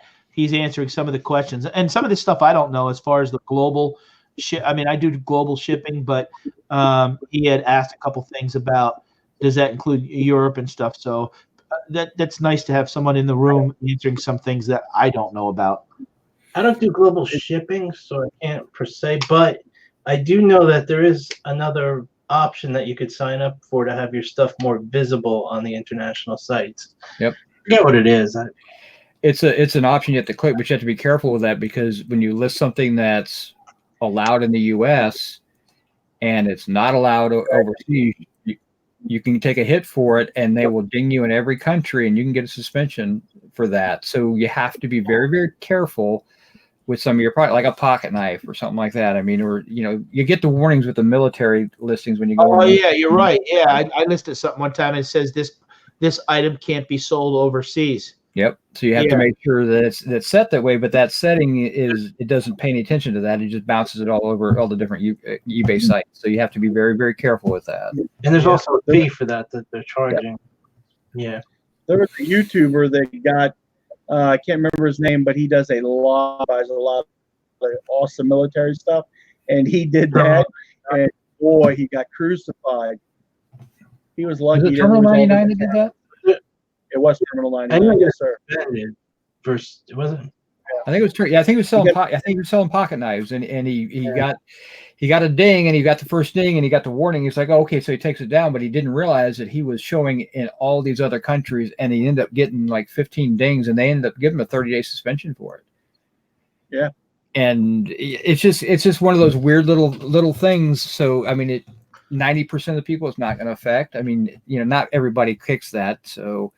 And I don't know if that was a service that he was. I think that was a third-party vendor service that he was working through. But,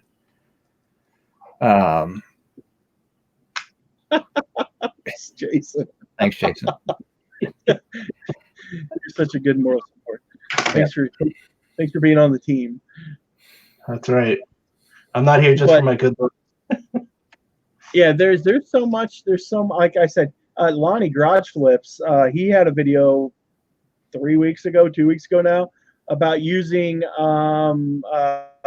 Pirate Ship for international shipping. That now Pirate Ship, you can ship something to Canada for the same price you can ship it to California, like in incredibly cheap price. You guys might want to go over. I don't know what the name of that video is. So many of his videos like kind of clickbaity. I couldn't tell you which one it was, but you just have to, if anyone knows, maybe they could post it in the chat. But that was a good video. It opened my eyes. Yeah, Pirate Ship has a special export thing that you can sign up for, I guess. But yeah, I saw that video, John. I know what you're talking about. Did look interesting. I mean, most of the stuff I mean, I have things going through global shipping, and then I have things that don't make sense to send through global shipping, so I do them myself. The hardest part about that is remembering, things that I got to ship. I'm going to get a ship overseas. I got to make sure I have weights and package sizes in. So it's just one of those weird things. How many of you guys use Pirate Ship? I don't use it that much anymore because I find that eBay is actually a little bit cheaper for most of the stuff that I send. Yeah, because every now and then it comes up and I can save a few pennies on Pirate Ship, but not that often. It used to be really good, and then when the post office changed their to the dimensional thing, it kind of messed everything up, and Pirate Ship just isn't quite as good as it used to be. Pat, are you going to pull up a commercial for Pirate Ship now? I was, but don't do it. Just had a feeling. No, I just did that. I just wanted to show that was a feature that if you're a paid member, the CEO of StreamYard, I had messaged him about, and so he gave me a whole month for free, and he's pretty active on Facebook. So that was just something I wanted to show what you could do. Oh, okay. Just don't do it. You're so. You're being honored, Jason. Yeah, he's not on for 3 weeks, and he comes back and gives me a hard time. And then he's not even doing his loud typing in the chat. What the hell's wrong with you? I wonder if I should look into this Pirate Ship. If it's I think everybody should sign up and have an account with it. Just now, I did find that when I bulk shipped an international sale, it actually made it easier because eBay kept failing out because of the weights. It wouldn't let me put the weights in correctly. For the actual international label, so Pirate Ship actually allowed me to do it, and I was able to just because I was shipping like 9 things out. But I mean, you get one if you have the right PayPal debit card, you get 1% back on it. So I mean, there are some decent stuff. I mean, there's a reason to have it as an alternative shipping site. I mean, you should always have a couple of different ways to ship your items anyway. So. I mean, either FedEx, UPS. I mean, some other ways that can, you can always save a few bucks here and there. Hey, if Grime Finds is still in the room, if you guys, periodically, if you want to post that link to, I think that ends the 3rd. Please do. And what I'll do is I'll go back after today's show's over, and if you guys are watching the replay, I'll have it in the description for that. I think I looked at it last time. I don't remember. Yeah, I think they had close to 1,120 listings. I think that's great for another YouTuber to be helping out somebody else, because this stuff could be. I mean, look at Jason. Look how overwhelmed. I wish if I lived closer to Jason, I would just come and help him just to hang out. I could give that a full-time job. Yeah, easy. Full-time job, just moving stuff. Well, I'll tell you, my son today, he had a garage sale, and he did on little items. I think he did like $120 for a couple hours worth of a lot of garage and yard sales today, and I would love that too. Just keep me, but I could actually use help. I got to catch up on things. One of the viewers that lived locally to me had given me, I don't know if you guys remember, back about 3 or 4 months ago, had probably given me easily 300 or 400 pieces of clothing that I only got like 1/3 of it listed, and the stuff that then the box kind of got buried with other stuff. Now I shipped out, I got stuff ready for Amazon. But I got to get on the ball here because we're going into 4th quarter, and I have expectations what I want to sell, and I have to get maximize my 2 stores, because the 2 stores I can do 1,000 each. Where right now, so I have the potential still to list 700 more without costing me no more money. So get that son of yours working. Well, my older son maybe can help me a little bit more. The younger one, what happened was he started college. He was supposed to start in October, and they called him up and asked him to start in July, and we said yes because he can drive to that college locally. And it put the program that he's in, it puts him into a job quicker, and it worked out because now he's going to be working for the company already in October. They're going to take over the rest of his training after he's done with the because he goes for a trade. So, Okay. yeah. That's how to go. Yeah, well, it was he's fully paid. He doesn't owe no money because of the scholarships. And then when we had a graduation party, the difference was, I mean, we put out money for the graduation party, but he still did all right as far as he doesn't owe no money as far as what his training was. So it can ship something small to the US for less than across Canada. I'm not sure what that means. Amazing. Probably open auction. I think they're talking about the yeah, bag in a box thing. Oh yeah. Did you all see Stalker and Pirate might open an auction house type thing in South California? Yeah, I tell you what, I honestly wish I did live closer to Jason, because I think he's the type of guy that would be willing. If people don't know, Jason sells a lot of industrial type things, and I went down and helped him, and he gave me a lot of smalls for absolutely free. And I kind of feel bad because I don't have none of the stuff listed because it's in my garage, because I've been overwhelmed with stuff. Don't feel bad. Just come over and take more, please. Yeah, no. Well, you don't do that if you're not going to list it. So I got to get, I got to get better about it. In all honesty, doing what I've been doing, traveling and meeting people and having YouTube as part of my life, it has become a little bit. I've been a little bit distracted. It's nice going around meeting people, but you're not making money doing that. I mean, I put 1,800 miles on the car, went through 8 states, and drove basically 2 15-hour days. Wait, and don't forget that $5 parking fee for the flea market. Well, yeah, and you you apparently don't watch my videos. John tonight. You apparently don't watch my videos. I got a ticket in Virginia last week. Oh yeah, I forgot about that. Yeah, and the cop goes to me. It's all buried under VHS tapes. I should. What did he say? That comment talking about the stuff that Jason gave you is all buried under VHS tapes. No, the VHS tapes are in boxes and stuff like that. And I've already sold a couple hundred of those tapes. You know what? They're eventually going to wind up in a corner somewhere, and they'll probably, at the end of the day, if I get $30, $40 a week out of those VHS tapes, who cares? I don't have a whole lot of money into it, so it's not like it's a big deal. I don't have a feeling that a few years from now we're going to hear about the giant treasure hunt at some big trash dump like they did with the ET video game, where they should be buried here under 19 feet of trash. These videotapes were brand new when they were buried. And you know what's funny? They always do that big ET thing because ET was the thing that, quote unquote, crashed the market. But believe it or not, once the video game thing, hit that big downfall, all the companies were throwing their cartridges in the landfills. It was ridiculous, but ET is the famous one, of course. That happened with baseball cards. They were dumping them in the ocean, at one time. And but I mean, I love. I just bought more today, and I'm gonna do I got to talk to Eric. I don't know, Eric. How is your schedule if we want to do that post? Remember, I talked about doing the postcard. During the day when your son's at school, would that work better than at night? Yeah, that's always better. I mean, I'm pretty much open for the most part.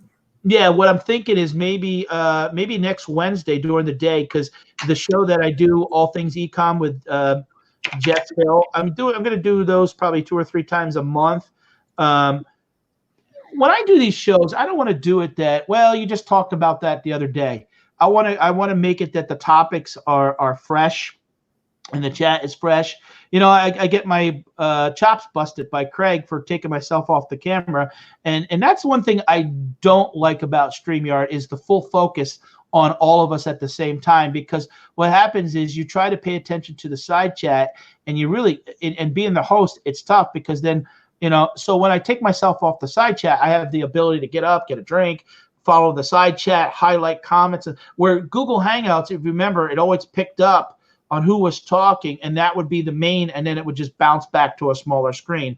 So that's why I always try to, and I try to make it that when we're doing these shows that you know, bringing Eric, Jason, and John and Craig's been on, that these people are the stars, or, you know, these are the important people. I'm just the host. You know, I kind of, you know, set them up with some of the questions and stuff like that. Well, not pre-ahead. You know, when we do our Thursday show, you know, we try to get an outline together because we only have that guest a lot of times for 40, 45 minutes. So I try to give them heads up what we're going to talk about. Now here, it's more casual, laid back, and yet these guys give up their time. But you're never going to see me have a show that we're going to sit here for 5 hours and have a lot of dead time and you know, we're looking for things to talk about. I want to do the show that and what's going to happen is, going forward, sometimes maybe occasionally we won't do a late show. Maybe we'll skip a week because maybe Jason can't be involved or Eric's doing something. And where is Kimmy? Kimmy can't come here every week because of her children. Didn't hear it. Tell him to say it again. What? If you go up a little, I said, "Hear that, Craig? You're a star." Yeah. Yeah. Well, no, I mean, that's the important part about, and I always use the analogy of people that have talk shows and stuff like that. You know, you take out commercials. I mean, really, the host only talked 10 or 15 minutes. It's about bringing people on that provide to the people that are watching. Nobody wants to hear me talk for 2 hours. John, what do you got there, buddy? John, unmute yourself, John. Unmute, John. He's trying to eat. It's just a memory sim. I picked it up and I was looking at it. I'm like, I wonder how big that is, and it's not very big. 128 megabytes. It's old. I got a whole drawer of scrap RAM. Yeah. Too, man. I might be contacting you because I'm going to try to see how much memory that computer I bought today will hold, and see if either one of you two good gentlemen have any big memory films. If I remember right, in that generation, that it had to be put in pairs. Yeah, it had to be pairs. I think for a 95 computer, maybe 2 meg. No, more than that. I mean, 2 gig. I mean, maybe you could get 2 gig. There's a certain limit it could access. He'll sometimes tell you in the BIOS. Or hey, Adam, thanks for stopping in. He's going. Adam's going to bed. Thank you.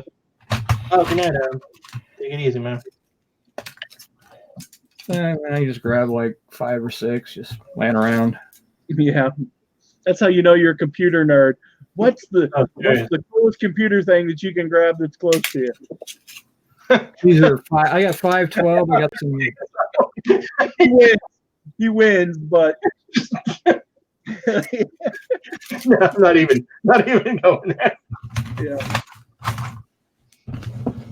Yeah, you just gotta. I mean, I don't know. That's one of the things I always keep out of a computer if I go to scrap it. I always grab the memory out. Here you go, John. This is neat. This little guy here. This is a 2 megabyte for a Amiga 1000. It's a side card. You plug it into the side of the machine, and it's also a SCSI adapter for a SCSI hard drive. You remember the big FM drives? Those things were freaking huge. Oh, yeah. I would love to find one of them somewhere. I would love to have one of them, and then like the smaller, like the SCSIs and like an IDE, and like do like a whole, like just do them as they progressively, and then finally get like a micro SD card at the end of it. And like, we know a guy that's got like 4 or 5 of the giant IBM hard drives. They're about 18 inches by about 20 inches. Wow. Oh yeah, the mainframe drives. Yeah. Hey, Greg is asking, has anyone seen the video of a guy using a Nintendo any to mine Bitcoin? No, that's interesting. Yeah. I mean, I figured because you're into computers all the time that maybe. You know what's funny? I have a lot of game systems, but I don't have an NES yet. For some reason. Not the other day. An 8-bit system. Yeah, I mean, I got a lot of 8-bit systems, but I don't have that one. And it's like the most popular. I would really like to. I don't know if you guys follow, Scott in the morning, and Pat the reseller comes on. Sometimes he comes on at night. He's been in this room a couple times, but he has an interesting because he takes and takes that stuff, equipment from computer equipment from medical devices and grinds it up, and without chemicals pulls out the metals and stuff. So it's just another interesting way to make money in doing, and from what it sounds, he buys it like stuff by the tractor trailer load. There's a lot of people out there doing these little niches that you don't even think of. And that's one of the reasons why I like going to meet different people that could maybe there's just opportunity in my backyard that I don't even know exist. Like I have sold, and John has talked about this, I have sold auto parts before, but I guess the lack of the knowledge, not understanding it, but there's guys doing over $100,000 selling used parts. Yeah, stuff breaks, especially in cars that are about 10 years old. If you can find one that a motor's blowed up in, you can typically, people don't, because they don't see the value there. They're like, oh damn, the car don't drive anymore, so I want to get rid of it for $500. And that's what they're like, $500. Well, you could be like, well, scrap's only about $80 a ton. Like I can only get $250 out of this car, so I'll give you $3 for it, and then you tow it back to your house and you sell the center console out of it and the visors and maybe a headlight, and you've got all your money back. And now the thing is, you've got to have property, you got to have a place to dismantle the car. And some states you actually got to have a dismantler's license and copies of the title and stuff. So your mileage may vary. Check your laws.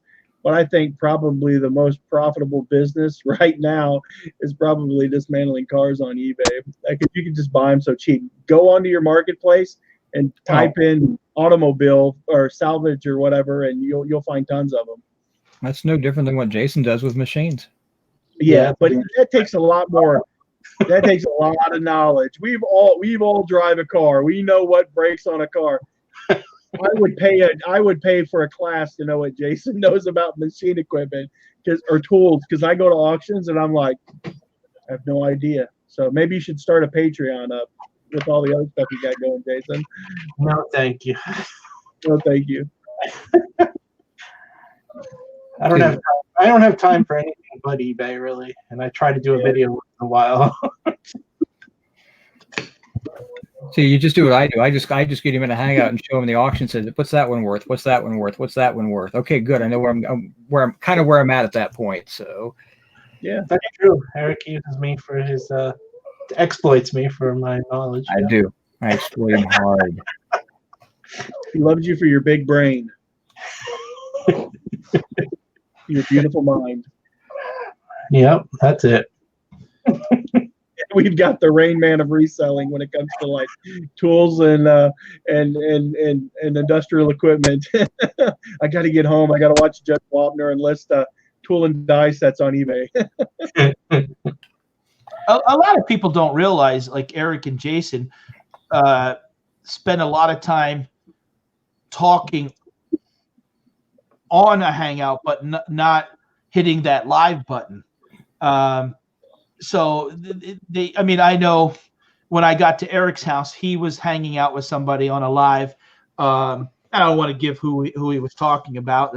That's his business. But there's a lot of knowledge that behind the scenes that people are talking and stuff. I mean, I have Adam usually once or twice a week sending me a link to hang out, and it seems to happen that I'm on the road, and what happens is I don't kind of do many of those because I feel like I want to share this information with the public. But obviously, when you do those hangouts, you can do whatever you want. You can get up, walk away. You don't have 5 people in the room watching. I mean, that's how you. If you've got a core of 4 or 5 people that you hang out with on a daily basis, your knowledge is going to grow. Right. I mean, and that's how you can really. I mean, I think all of our, the guys that we hang out with, all of us have done better financially because of what we've learned from each other. I need to start hanging out people besides Jason Static. That might help me out. Okay, you and Jason say you've probably done worse financially because of that. No, don't pick on us. I was teasing him about listing his Barbie dolls, and he's got a nice apartment there that he can do a lot of stuff. But I think he sort of like me got caught up a little bit doing YouTube, and kind of busy on that the list. And now he's finally at a financial point where he says, I got to catch up on my listing. So that's what he's kind of been doing lately. And that's tough, kind of, man. That's why you're never going to see me do on my channel 5 or 6 lives myself a week. There's just not enough time, and I'll be honest, I don't have enough information to give. That I just I would actually, I don't know if you guys, even in the future, if Eric or Jason want to host sometimes on I don't care even if there's a weekend that I don't do the show, and if those guys want to pick an agenda and host the channel that week, I don't, to give them guys some watch time. Eric and Jason aren't really, you guys really don't care about doing YouTube as much as that I do, and that's a little bit, I guess, of a flaw on me, but I'm hoping that in the future it can turn. My goal is I'm hoping to get to 3,000 subs by the end of this year. It's going to take a lot of effort, and but I have to stay ahead on YouTube content, but pre-recorded. Lives ain't going to necessarily grow that audience to get more people to come in and watch. So trying to balance all this out is kind I'm more worried about keeping the small number I have. The thing is, I've shifted my YouTube channel to start just vlogging my daily activities. Like the video that I'm uploading now is just me interacting with people. I've started bringing more people from my community into my YouTube channel. I was at a yard sale today, and a little girl goes, "You make YouTube videos. I want to be on your YouTube video." So I put her on my YouTube video. So now she'll watch my YouTube video, her parents will watch my YouTube video, and people like to see that interaction with people. And I continue doing, because what I was getting all focused is building YouTube and trying to make money that way. But I love reselling. So I find that if you do what you love, reselling, and you just vlog what you love, then it's killing 2 birds with 1 stone. As I go through my day, I just video what I'm doing, and then I edit it together and upload it to YouTube. And that way I'm doing something that's it's substantial, that I'm building my business, and 2, I'm making something so people can watch. And I think that, Pat, you're a very interesting guy, and you've got such a quirky and wonderful personality. I want to see Pat doing reselling. I want to see what Pat does. I want to see Pat at a Goodwill. I want to see Pat at a Salvation Army, at yard sales. I want to see Pat interacting with his environment. I want to see where Pat lives. I want to see Pat's town, and you do that, but in a reselling context. And I think that that's where you're going to see traction, and that's where you're going to grow. You watch some of these YouTube channels that are blowing up: Cincinnati Picker, RVA, Garage Flips, What the Hells, Grimes Finds. They're telling their story. And Lonnie told me, he goes, I talked to him a couple weeks ago, and he says, if I make a mistake, I show it.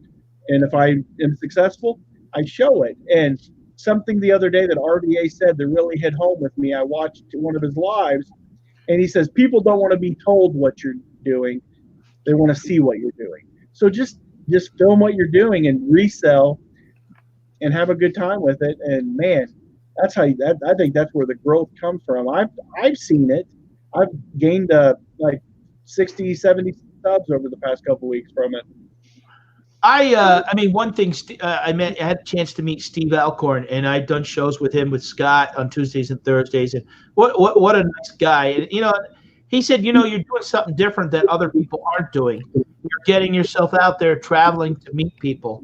And it made me think, and I think in the future, and I basically bought the travelingpicker.com, and I may kind of read this basically Patdees, the traveling picker, where maybe 2 or 3 months a year I get out and meet different people, and I enjoy that aspect. I mean, hanging with you, John, it was lots of fun. The comments that we were getting, goofing around and talking but I'm aware that there is a lot of people look, I came into this 7 months ago, and you only have so many hours in the day. So if a person's giving up 2 or 3 hours a day to do, if there's 7 people you're watching, and now that audience, the channel's grown to 20 people, you can only give up so much time. So you got to, for me, really feel like you're giving something to people to kind of tune in, and that's something that I want to do, that people will give up, even if they don't watch the whole thing, if they come by and catch it later. I get a lot of, be honest, on this show, a lot of replays.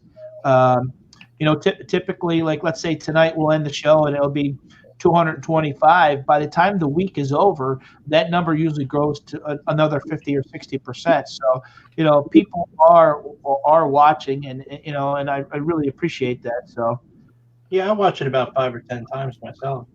I just keep it on continuous loop all the time. So you're I go to sleep listening to it at night. It makes for some crazy dreams. Not gonna happen. Is that why you gave me the kiss on the cheek? I did.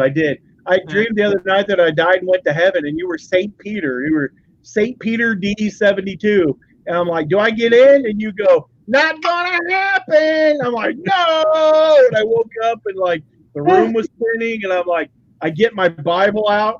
Like, you had me so messed up, dude. I have like a whole stack of Bibles. I'm like, I need to read my Bible. And I just said, like, I'm going to read a Bible. I don't want to. John woke up on fire. Not going to happen. Not going to happen. No. John, when we did that show last week, did we pre-plan any of that? No, that was all. It was all off the cuff. Hey, when you're good, you don't have to pre-plan stuff. Right. Ain't a single one of my YouTube videos ever been pre-planned. At the beginning of I'm going to give you a little hint. At the beginning of my YouTube video that I'm uploading now, there's a me, and then I put that gray wig on, and I'm talking to my Uncle Rufus or whatever. And it's funny. It's like a little skit that I did with myself, and I just filmed me at two different positions, one with the gray wig on and one without the gray wig on. And it's kind of funny. I think it's hilarious. I don't know. I thought it was kind of cool. And it goes into my video. So I'm always thinking of stupid stuff to do on YouTube. So when you're done watching the smart guys, come watch me. I'll make you laugh. I might not teach you anything, but you'll be entertained. Everyone likes to throw rocks at the village idiot. Well, that's one thing I appreciate. Look, one thing, like hanging out with George and Jeremy, I didn't want it to be, wow, I wish I could have done that. When I went out to them and they said, Pat, what do you want to do for your channel? And I told them what I want. And I was nervous because they told me to get in the truck, and we started. And I'm like, I got out, and my stomach was in knots. And I said, well, this is what I'm very, very supportive, very like, okay, yeah, that sounds great. So, I mean, when you aren't doing, in other words, if you're just going by yourself and wanting to film, okay, this is what I bought. But if you're kind of looking to, and the video that they did that I was in, it was a humbling experience. I mean, they got like 90,000 views on that video, and that's something that I'm kind of proud of to be involved in. So, but like I said, with me and John, it was all spontaneous. Now, when we do our Thursday show, we do give the guest, hey, look, this is the subjects that we want to talk about tonight, and because again, we only have them on for 45 minutes, and we want them to kind of come a little bit prepared. I don't touch much on personal stuff like that, but mostly what I think people would ask in the chat and stuff like that. So, but we are approaching the, one thing I'm finding though, what's happening is as more and more people are going live. So it is getting competitive. I mean, like tonight, I think we maxed out at like 32, 33 because there's 2 or 3 lives right now. And typically we have 50 or 60 people. So, it is getting more competitive as far as that, but we could just try to do the best that we can. And like I said, we may once in a while skip a week to kind of like get kind of behind the scenes, kind of talk with Eric and Jason. Hey, what do you guys want to talk about? Because again, we don't want it just to be a telephone hangout. I want people to, come because, Eric's very knowledgeable, and I've learned a lot from him, and I can't do what Jason did. I can't learn what Jason knows that fast. There's no way, but I enjoy hanging out with him. So what do you guys, before we hang up here, what do you guys, got anything going on this week you guys want to promote or push or? No, We're doing an auction tomorrow, just doing our normal thing, I guess. Yeah. I'm still out of commission for a while. Yeah. Well, keep me. Hey, if you need any help or something's going on, Jason, keep me in mind. I'm only 2.5 hours away. Gladly come down and help you out. How about you? Yeah. How about you, John? The only thing, you click the link I just posted, and it'll ask you to subscribe to my channel. And if you haven't already subscribed to me, I appreciate it. I have a vision for my channel. If I could if I could be where, like, if I could get to where Jeremy or Jeebus or, heck, even, some of the larger, like Pete, there's a building in my town that I dream about, and I want it. It's about 20,000 square feet, and it would make the most epic YouTube channel ever. So if you're not subscribed to me, I got big dreams, and you're part of it. I need your guys' subscriptions. So subscribe to my channel and stick with me and watch my stuff so I can get rich on it. Your own thrift store? And build a paradise for pickers. That's what I want to do.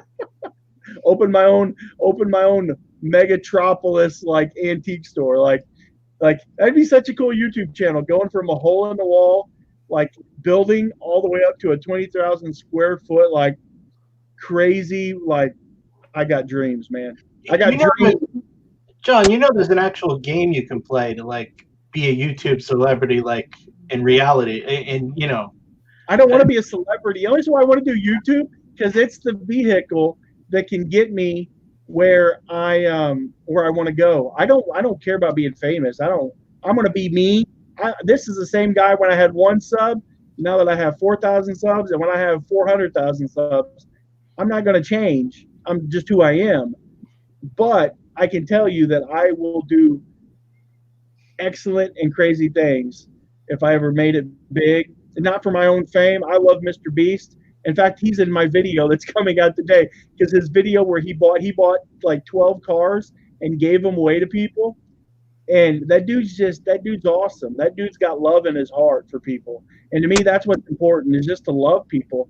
And for me, it comes back to my faith. It's to be Jesus to people, and to be not judgmental. Don't throw rocks at people. Just love them. Just love them and help people. Man, if I ever got put in a situation where I could be like that, I would want to be. I'd want to be the Mr. Beast of reselling. That'd be epic. That'd be awesome. I want to be the Santa. So you be Jesus and I'll be Santa. John, couldn't you just been like, not much going on this week? Like me and Eric were like one sentence, and you got to go along for like for all this day. It makes us look like crap. Why are you busting me? Come on. Me and Eric look like crap. Like we got nothing going on in our life. No, I got goals, man. I got goals and ambitions. You guys are already at the top of your pyramids. I'm still building. I'm still walking up that gangplank. I'm like, I got. He just called us old, Jason. No, I think what it is Eric and Jason are super smart, and me and John are just a couple of clowns. We are. We just who we are. Hey, I'm not too. If we had a channel together, we would do much better together as a channel than separate. Yeah. John's pretty smart. John's pretty damn smart. Patdees, the verdict's not in yet. I don't. Yeah, and that, you know what, Jason, that don't bother me. I like meeting people, and if people watch me, because I introduce people and bring people to be the host of the Late Late Show. That I'm fine with that. I pick up a little tidbits about things and try to do that. I'm okay with that. I don't mind being the clown or entertaining a little bit and having fun. Oh, I just like to tease you, man. I know. All right, guys. Hey, we're going to end it here. Thanks again for joining us this Saturday night for the Late Late Show with Patdees. What I did this week, the guests didn't introduce themselves. So, but if you guys want to subscribe, they want to subscribe to their channel. It's in the description down below. And $2. I got a $2 super chat from Chris the Goose. Hey, buddy, thank you. Had to throw some rocks to break the ice. Thanks, buddy. Appreciate it. So we're going to end it right there. Thanks for the super chat. Greatly appreciate it. Have a great night, guys. Bye-bye. Later. 2 hours.